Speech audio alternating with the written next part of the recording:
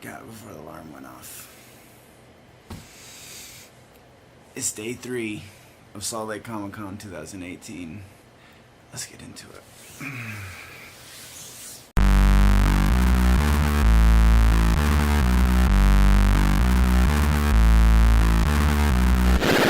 Generally nerdy.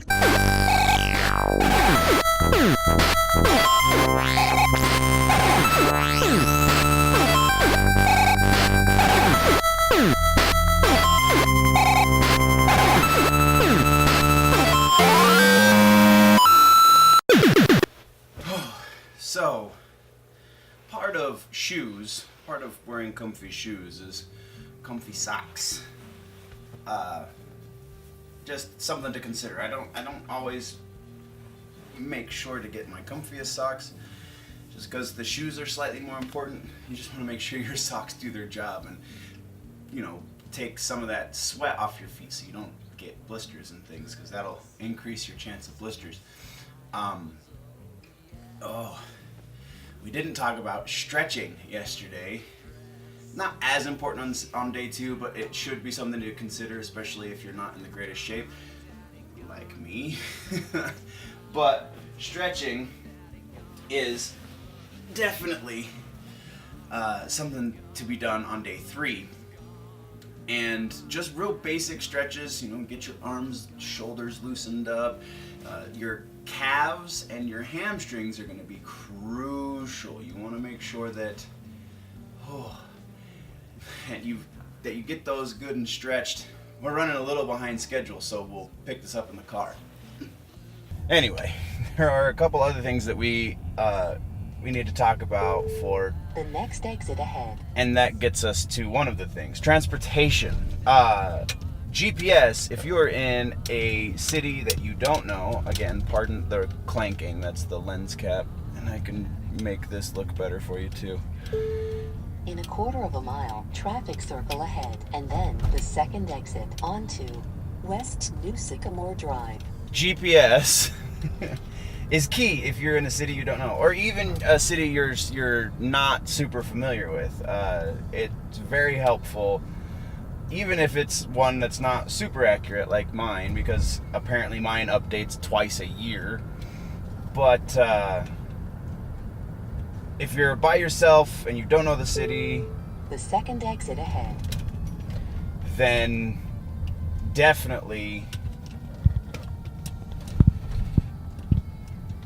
make sure you have a GPS. Make sure you at least have... Proceed about 3 miles to South 4800 West.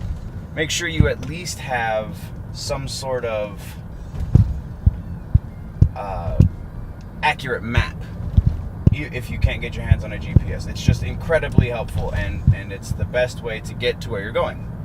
But then the other thing about transportation and getting to where you're going that you should definitely consider, especially to save a little bit on gas and parking, is public transportation. In the state of Utah, public transportation is very, very good. Very, very good. So, I could effectively park my car at a Trax station, which is not very far from my sister's house. Park there. I think the day pass on Trax is like $5. Pay $5 to get to the con, and then back to my car at the end of the day. Whereas parking at the con is $20 a day. This is less than ideal if you are a cosplayer and you have a big involved cosplay. This is also less than ideal if you have to go back and forth between a storage container, i.e. your vehicle, for any reason, like if you're a photographer and you need to pick up and unload gear a couple of times throughout the day. Definitely not the best situation then. But if you're just going to enjoy the con, if you're just going to buy things and sit in panels and have fun that way, then absolutely public transportation is your best bet, unless obviously your hotel is right across the street from the convention center, and then you don't have to worry about it at all, and you save yourself even that much more money. So it's just, again, another great thing to consider. We are going to get boba tea now because, like I said, Peter McKinnon has his coffee. My thing's boba tea.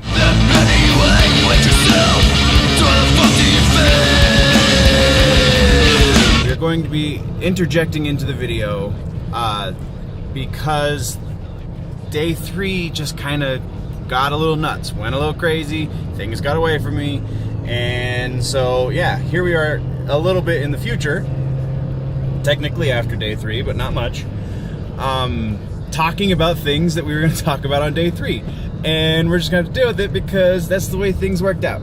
So the first thing we're talking about is the floor strategy. Now, I told you I was going to show you the walkthrough of the floor. We've already gone over that, but there is a way to get through the entire floor and take your time doing it. You have to allow a little bit of time for it each day, and my general strategy is to go through the artist alley on one day, go through the main vendor area on another day, and this works really well for both Salt Lake and for Denver. Starfest, you can get through the entire vendor floor, the entire show floor, technically, in like less than an hour, and see everything and buy what you want to buy. But the larger cons like Denver and Salt Lake, you have to allow yourself a little bit more time than you would anticipate if you want to look at everything. I mean, it is possible to go through the entire floor in a few hours and see a decent amount of stuff and even buy some stuff. But then that doesn't really give you the time to actually look at the vendors. You're just breezing through. So allow yourself, I don't know, 2 to 3 hours each day, and you can get through the entire vendor floor while taking your time looking at the stuff that they are selling. So that's just a basic floor strategy. If you have something better, by all means, let me know in the comments, because I really like to get through the vendor floor. I like to go through everything, all of the artists, all of the authors, all of the at the cons that have cosplay guests. I like to see all of the cosplay guests and try and weasel a contract out of them so I can make a little money off them. But you know, that's me as a photographer. So yeah, it's definitely a thing to do. That's one of the big draws to Comic-Con, right? Is going and seeing all of the awesome nerdy things that you can buy on the floor. So yeah, that's what we've got now. Let's get back to some of the awesome other things that we did in day 3. Everybody give a huge round of applause for Jeff Zanini and the Twisted Dude!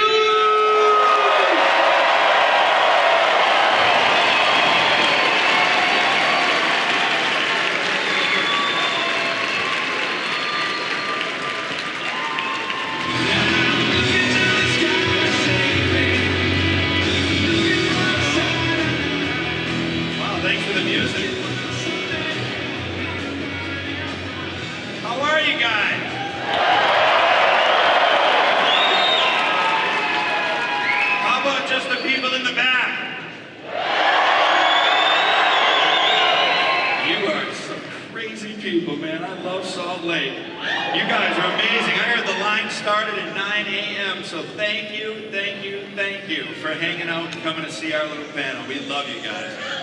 As you know, how many of you have been here before? I love that too. All right, for those of you that haven't, there may be one or two because I see little faces. I know we're in Salt Lake, but this is still PG-13, so just be aware funny voices might say funny things. We're not responsible for therapy later. All right. You know what movie we're doing? Wow, you guys pay attention too. This is awesome. All right. You know the name, go to YouTube, hit the social media. We have new merch. I don't know if you can see this. We have pins and keychains. Anyone want one? I hope I don't hurt anybody. They're not that bad. How about over here?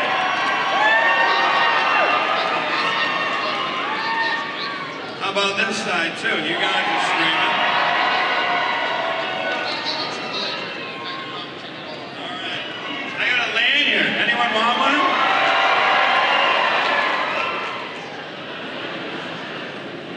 All right.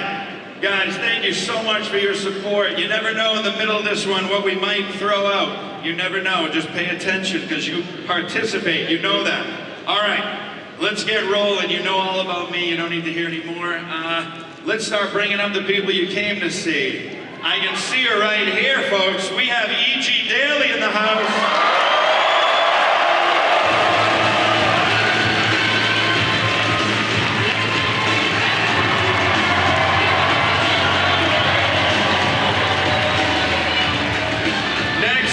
Who do we have standing back here? David Hayter, folks!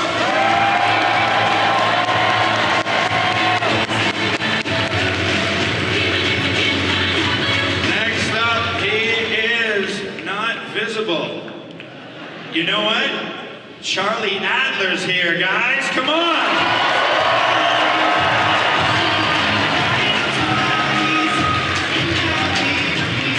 Next up, folks. Saturday Night Live original cast member. Give it up for Lorraine Newman.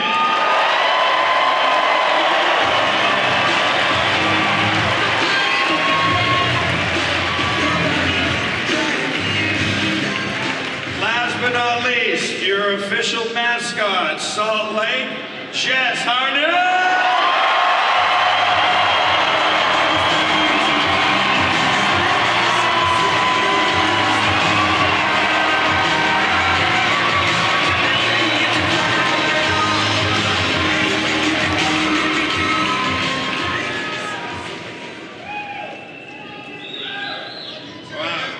Are you guys? Obi-Wan Kenobi? James Arnold Taylor is here, folks!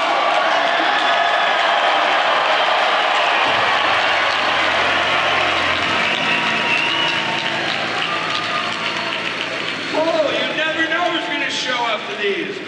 In fact, we have another special guest. You guys ever heard of a guy, I'm sure the ladies have, Manu Bennett is here?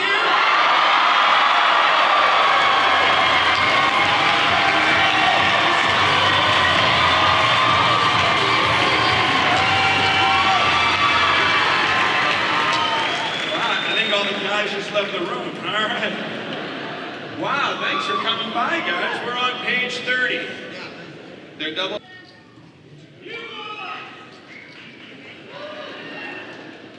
Okay, here we go, guys.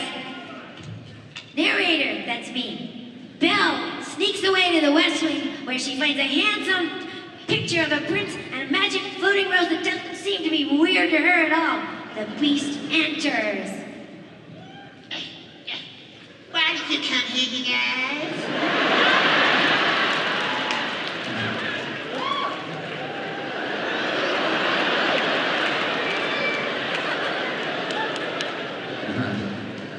Hey, listen. I'm sorry. I totally warned you never to come here, Matthew McConaughey. Well, listen, I didn't mean any harm. Do you realize what you could have done? Oh, come on, please stop. Get out! Well, we'll see about 31. No. Get out! Where are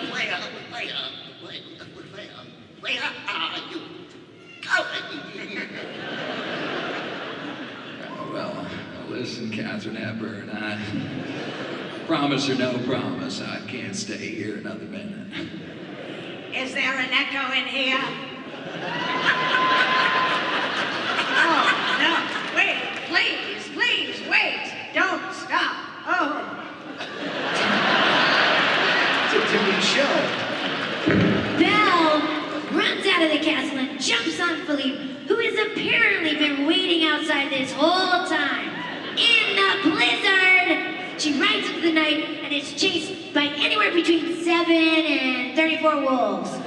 Falls into an icy lake, but doesn't get wet. Then the beast comes out of nowhere to save her.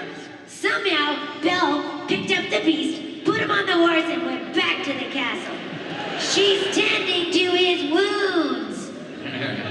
Hey now, don't do that.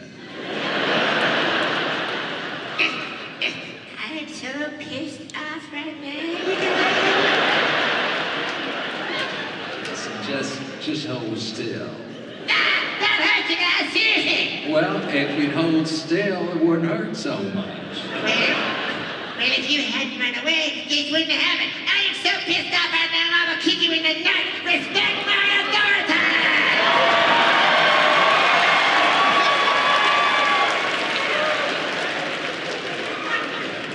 Well, listen, if you hadn't frightened me with that nut-kicking comment, I wouldn't have run away. Well, you should have been in the best for me. Well, you should learn to control your temper. Now, hold still. This may sting a little. And by the way, thank you for saving my life. You're welcome, Matthew McConaughey. Now, screw you guys. I'm going home.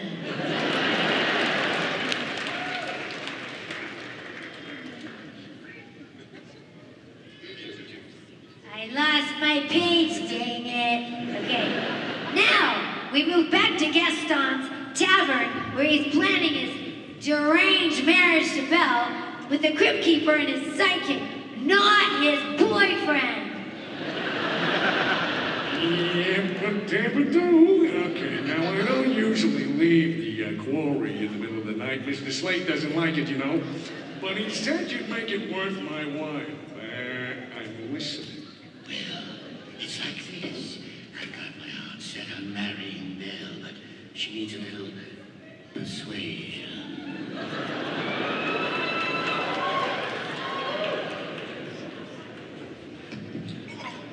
I'm learning there, flat.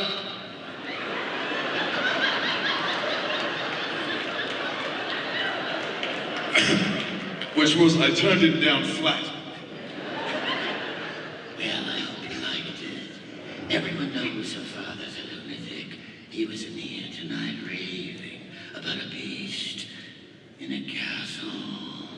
Come now, Maurice is harmless. The point is, Bill would do anything to keep him from being locked up. Yeah, even married him, kid. All right, well, let me get this straight. So you want me to throw her father into the asylum unless she agrees to marry you? Well, what about my fruity pebbles? Oh, that's another story. Oh, that is despicable. Bonnie, I love it. And scene.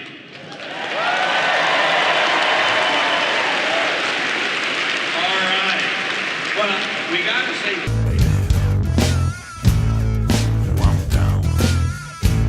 Pass me some of that soy sauce.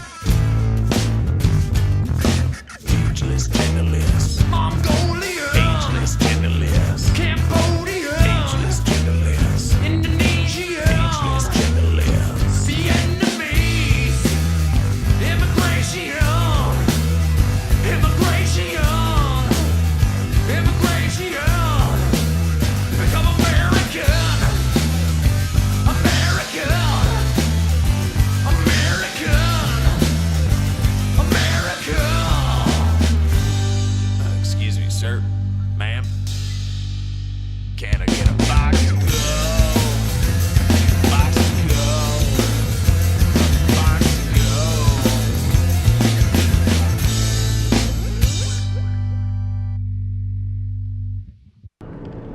Next thing that we're going to interject right here into the vlog.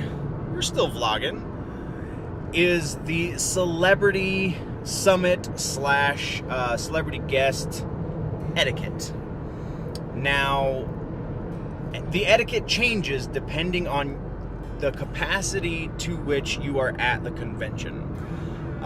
Generally, if you are just going as a participant, if you're just there, you paid your money just like everybody else to get in, and you're there to sit in on panels and see all the cool things and maybe get a photo op with your favorite celebrity, then that's most people.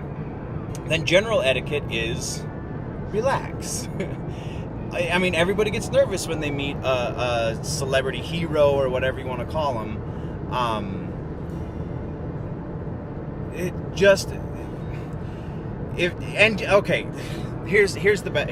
Let's walk through a couple of scenarios. First scenario, you don't have any money. You are just trying to enjoy as much of the con as possible for free, but you still want to meet one of the celebrity guests. This is possible. This is absolutely 100% a thing that people do. The way you do this is you walk up to their autograph signing booth, you get in line, you are respectful of the line, you don't cut, you don't, whatever.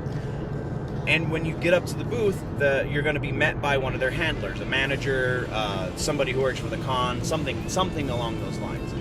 When that person asks you if you want to purchase a picture, if you want an autograph, if you want to take a picture, you decline, because all of those things cost money.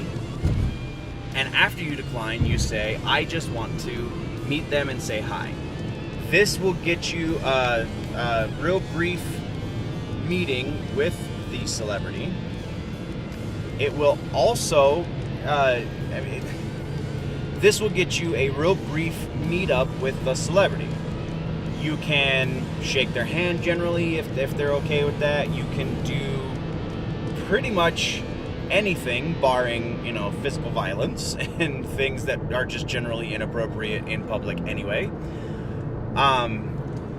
I've handed them business cards. I've broken rules, and we're going to get to this. I've broken rules and asked them for interviews. But generally speaking, I get up there, I have a minute and a half conversation with them, and then I go. And that is what you get if you are not paying money. You get a couple seconds with them, and it's really cool, and you get their point of view on one thing that you want to ask them about, and there you go. That's it. That's your experience. Granted, some celebrities, depending on the situation, are going to take longer with some people, but on average, that's approximately the way that works out. Now, let's say you want to take a picture with the celebrity, or you want to get an autograph on something. So, same thing, you get in line, and you wait in line, respect the line.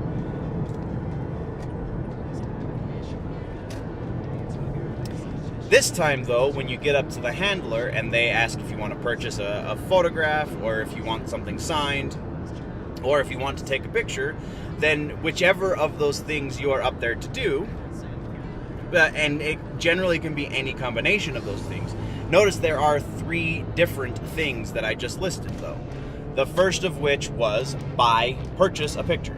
So effectively, you're purchasing a headshot. Sometimes they have pictures for sale of them on set of your favorite show / movie, or something more interesting to purchase, but a lot of the time you're purchasing a headshot.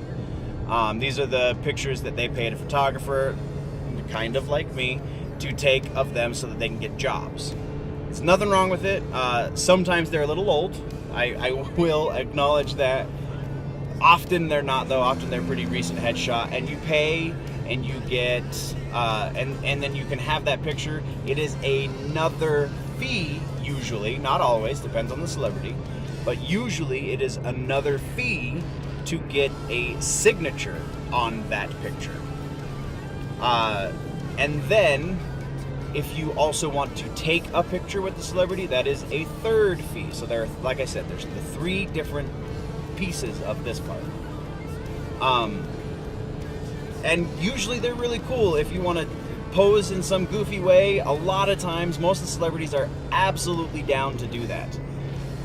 Some of them aren't.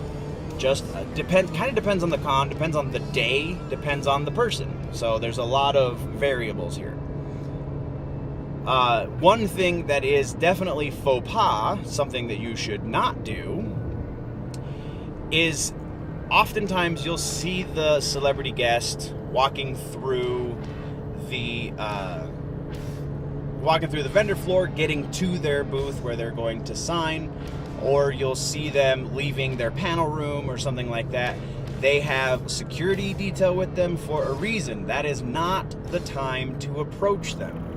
If they happen to walk by you, you can say hi, but you're not going to get a conversation. They are there effectively to work. So if somebody who knew of you came in and was trying to pull you away from the fryer for the day, you would get in trouble, or you wouldn't want to go talk to them because you're there to make fries, right? So, and I know that's really vague, or generalized rather, but I mean, it's kind of the same thing. So that's if you are just a regular, everyday Joe walking in. You have no ulterior motives. You're not there as press. You're not there as a guest yourself. You're just there. You paid your ticket. You paid for, and then there's also the photo op, which is slightly different than taking a photo with them at their booth. Most cons, if not all, I mean, I feel like Starfest doesn't do this, but most cons have what they call a photo op, which is a fourth fee that you pay, that generally you pay for in advance. You can purchase one at the convention. I believe usually they're purchased at the booth for the celebrity with which you want your photo op.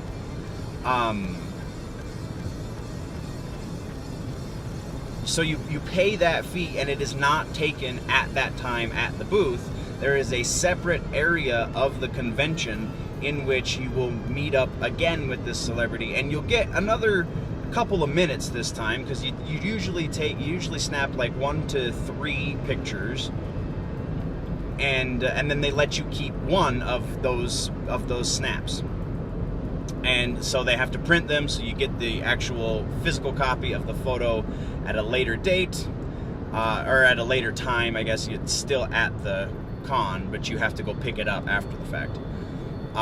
So there's 4 different ways to meet your celebrity guest, your favorite celebrity guest at whatever convention you're at. Again, it is not proper etiquette to stop them on the floor.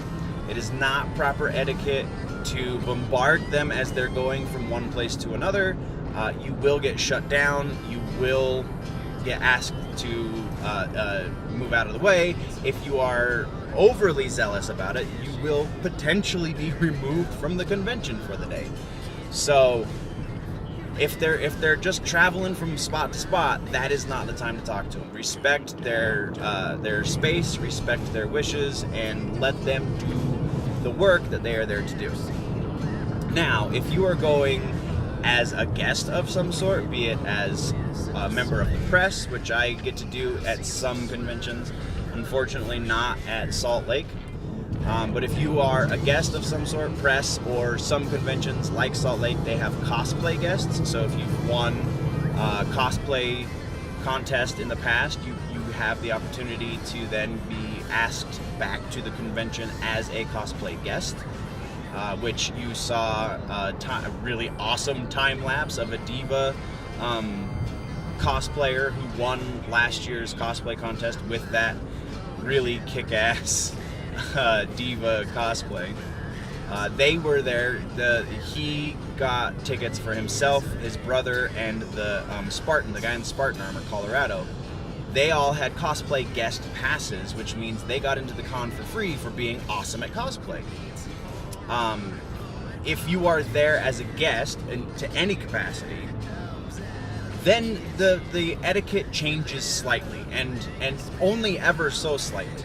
And it depends on what kind of guest you're there as. If you are there as a minor guest, a cosplay guest, or a vendor, or something along those lines, then really the only difference is you have access to areas that the general public does not have access to. And in these areas, you are slightly more likely to run into a celebrity guest. If that is the case, then that is, generally speaking, an okay time to maybe approach them and have another one of those minute-and-a-half conversations. You're not going to get anything signed necessarily. It is not forbidden to ask for a signature, but take your social cues. If they have security surrounding them, don't approach them. But if they're just hanging out, like for press, there's a green room. If they're hanging out in the green room where the press is, then generally speaking, that is a safe bet. You can approach that guest, that celebrity guest, for a real quick, will you do an interview? Can I get an autograph? Can we get a picture? Stuff like that is a little bit more acceptable. Now, if you are in the middle of an interview with a celebrity guest, then you can effectively ask them anything you want because they agreed to the interview. But that's only in a press situation. If you are going as a cosplay guest and you happen to run into a celebrity guest, then by all means show off your cosplay. You know, a lot of celebrities who go to cons really enjoy cosplay culture, so take advantage of that and show off your cosplay. Show off the hard work that you did to this person whom you admire. That's absolutely 100% acceptable. Again, it is not acceptable to bombard them, especially if you see them in the middle of the vendor floor, headed in a very awesome direction, or in a very obvious direction is the word I was looking for. There are occasionally exceptions to this. I know a few years ago at Denver Comic-Con, we ran into Max Brooks, author of the Zombie Survival Guide and World War Z. He was just hanging out on the vendor floor, going to different vendors, buying stuff. In that situation, approach him. There was no security. There was no sign that he did not want to be approached. So because he was on the floor, he was fair game. Not a whole lot of people know exactly what Max Brooks looks like. He's not exactly an A-list celebrity like Jason Momoa at Salt Lake Comic-Con this year, but he is still a noteworthy person because he has written such wonderful fiction. And things like that will happen. Just look for those opportunities and take them whenever you can. Just understand that those opportunities are not going to happen regularly. And then once, so yeah, that's real basic celebrity etiquette. If you guys have any experiences, any stories about meeting celebrities at cons, let me know in those comments down low. I think that is a lot of fun to talk about. Those are really interesting stories to tell. When you find out that the person that you've been admiring on one of your favorite TV shows is really down to earth, and let's say they play a villain on the show, but they're just really nice person in real life, it's really fun to kind of juxtapose those two different things. So if you have an awesome celebrity meeting story, then let me know down low in the comments, and let's get back to your regularly scheduled vlog.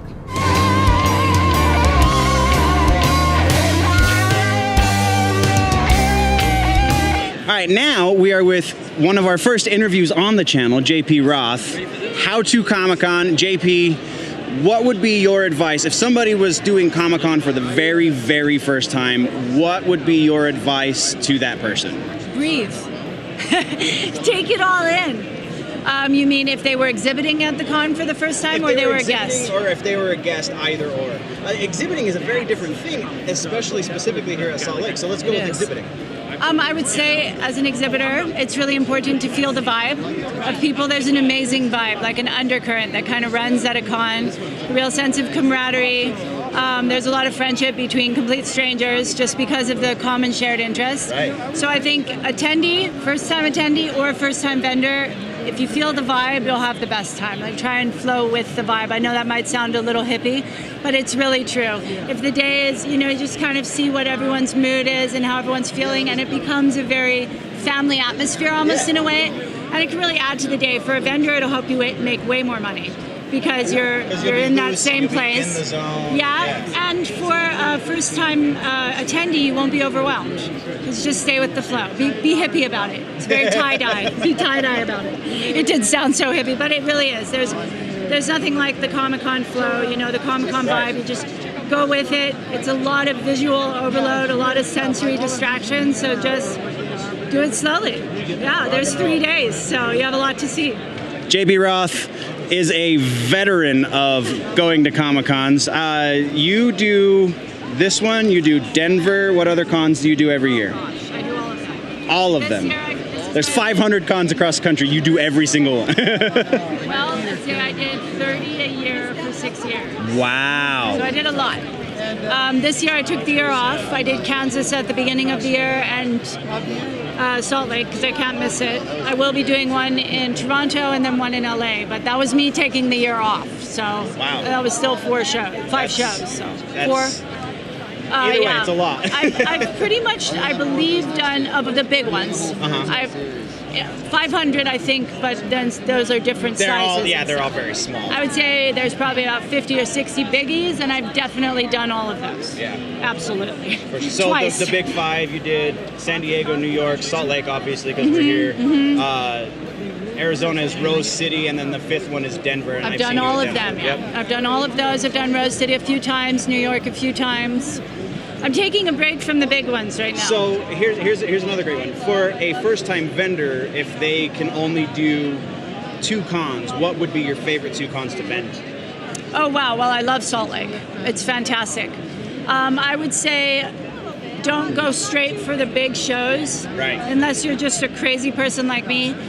You're going to feel quite discouraged because there's a lot of options. Stick with a nice show, a good hometown show, get on your feet, understand what it means to be at a show, and then start going bigger from there. I did it the wrong way around. And I was beyond overwhelmed. I was crying behind a dumpster with my costume like, Comic-Con, it was too much.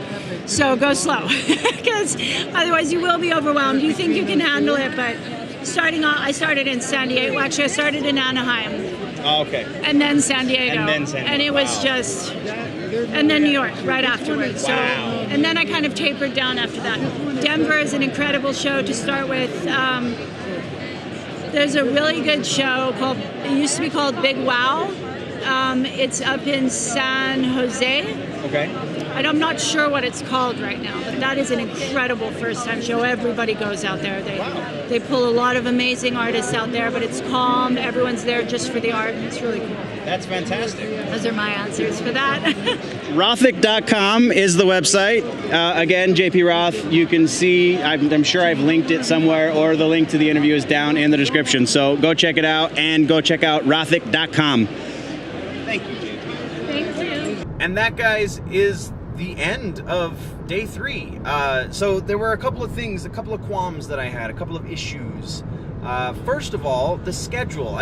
We should have touched on this on day 1, but we didn't because all 3 days were really fairly busy for me. So they didn't post the schedule in the physical booklet that they handed to you when you first came into the convention. When you first got your tickets and walked through the doors, they have those pamphlets, the booklets, and generally they have the schedule posted in there. Yes, that schedule usually changed because certain celebrity guests would cancel last minute, or panelists would change around, or certain panels would change days.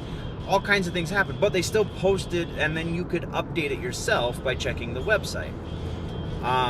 This year they had 2 easels next to the main ballroom that had that specific day's panel schedule on it, so you had to take a picture of it and then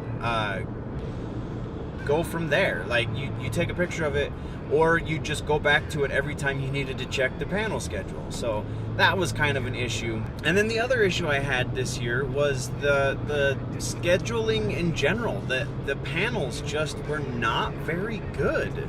And they had only a select few celebrity guests that I felt were A, still relevant to the conversation, and B, worth going and sitting through an hour's panel for. Brandon Routh and Kate Lotz was interesting. Barry Bostwick was 100% awesome. Ben Affleck canceled. Kari Payton canceled. There were some that were pretty cool. There was I feel like Tom Welling was here this year. Kevin Sorbo would have been interesting. I didn't actually catch Kevin Sorbo though. Tom Welling is I don't know that he's 100% relevant. Yeah, he's in Lucifer now, and he was Clark Kent, so you effectively had two different Clark Kents at Salt Lake Comic Con this year, Tom Welling and David Routh? David Routh? The guy that was the Superman Returns and is now Adam on the Legend of Tomorrow. Yeah, I'm pretty sure it's David Routh. Anyway. But, like, I don't know, I just felt like... And part of me really doesn't want to admit this because, like, the Denver schedule, while slightly more interesting, was, for certain political sensibilities, worse. Because it was a bunch of SJW nonsense. So I don't want them to just fill panels just because they feel like the public wants to see some social justice, so they're going to have a bunch of... I mean, there were a couple of panels like that, but not anywhere near the saturation of Denver, and I'm sure not even half to a third the amount of saturation as a con like San Diego Comic-Con, because I'm sure their panel scheduling is 90% SJW nonsense. So, like, I don't want them to fill it with that, but they had a lot more supernatural panels in the past, and I'm not talking the show, I'm talking like aliens and ghosts and things of that nature. They've had a lot of those in the past, and they had I think one or two of those this year. So just, I don't know, I feel like the paneling could have been better. And then the last qualm I had with this was after 3 days of looking all through the floor, because I went through the floor twice this time, there was one comic book booth. One. I don't... Why would you fight to be able to call yourself Comic-Con, which is short for Comic Book Convention? Why would you fight to be able to call yourself that and not have any comic book vendors? Except for one. And the selection in that one was super, super limited. It wasn't very large. I feel like it would be in Salt Lake's best interests to court someone like Mile High Comics to come out, because they're not going to San Diego anymore. They only had a half of a booth at Denver Comic Con this year, even. So I feel like if Salt Lake wants to find themselves closer to the top, one of the things that could help would be to go back to your roots, man. Comic books. That's why everyone's here. Whether or not they know it or whether or not they'll acknowledge that is one thing, but that's what started this whole craze of going to these conventions, was comic books. So, yeah. Otherwise, I had a lot of fun. There was a lot of killer cosplay. The paneling that I did catch, that I did want to catch, was all very well executed. I just wish there was more of that well-executed paneling. So yeah, Salt Lake Comic Con, FanX 2018, whatever you want to call it, this is all out of a scale 1 to 5. I would say this was about a 3.5 to a 4, somewhere in that neighborhood. Because again, there were those qualms, and to me, at least 2 of those qualms, the paneling and the lack of comic books, are pretty significant when looking for enjoyment in a convention. but still 3.5 isn't bad. I mean, I would say Starfest averages probably about a 3.8 or a 4, so it's not that bad. And Starfest I feel like is a blast every year. So yeah, Salt Lake Comic-Con is definitely worth it, and it's a really interesting city, so while you're not at Comic-Con, you can go see all of the other interesting stuff around you. So I would definitely recommend going to Comic-Con, and if it's your first Comic-Con, Salt Lake's a great place to start, like JP Roth said. The Salt Lake's a good con to start at if you're going as just a participant, not as a vendor. If you're going as a vendor, like she said, you want to start at a smaller con, but good times. I really have a lot of editing to do. This is going to be a very long edit process, so don't be surprised if the week in Nerddom is quite truncated this week. But either way, thank you guys for watching all the way to the end. There are links and things right there to the left of my face. I can't really do it because I'm driving right now. If you're new to the channel, subscribe. If you like the episode, click the like button, smash it if that's something that you're into, you know, to steal from Peter McKinnon. And before we go and click things, guys, always remember that if it's generally nerdy, it's probably here.